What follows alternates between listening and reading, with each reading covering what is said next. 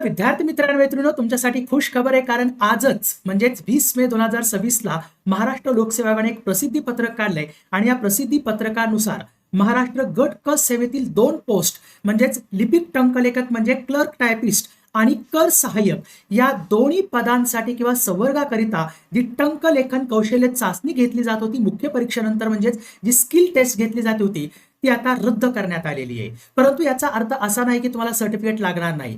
जर तुम्हाला लिपिक आणि टंकलेखक पदासाठी पात्र व्हायचं असेल तर तुम्हाला मराठी 30 किंवा इंग्लिश 40चं सर्टिफिकेट लागणारच आहे. दोन्हीपैकी एक सर्टिफिकेट असणं आवश्यक आहे. आणि कर सहाय्यक या पदासाठी जर तुम्हाला पात्र व्हायचं असेल तर तुमच्याकडे दोन्ही सर्टिफिकेट म्हणजे मराठी 30 आणि इंग्लिश 40चं दोन्ही सर्टिफिकेट असणे गरजेचं आहे.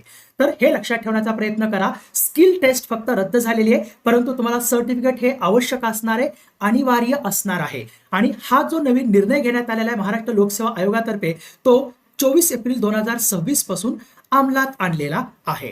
तर विद्यार्थी मित्रांनो तुम्ही 2027च्या दृष्टिकोनातून जर तुम्ही कंबाईन पूर्व आणि मुख्य परीक्षेसाठी प्रिपेअर करत असाल, म्हणजे कंबाईनसाठी तुम्ही प्रिपेअर करत असाल ग्रुप बी आणि ग्रुप सी साठी, तर आपण एक बॅच लॉन्च केलेली आहे. तर त्या बॅच मध्ये तुम्ही ऍडमिशन घेऊ शकता. फीस अगदी नॉमिनल आहे, एकदम कमी फीस आहे. तर तुम्हाला त्या बॅच बद्दल माहिती हवी असेल तर या नंबरवरती मला तुम्ही संपर्क करू शकता. 9409393345 आणि हा आपला टेलिग्राम चॅनल जॉईन करा.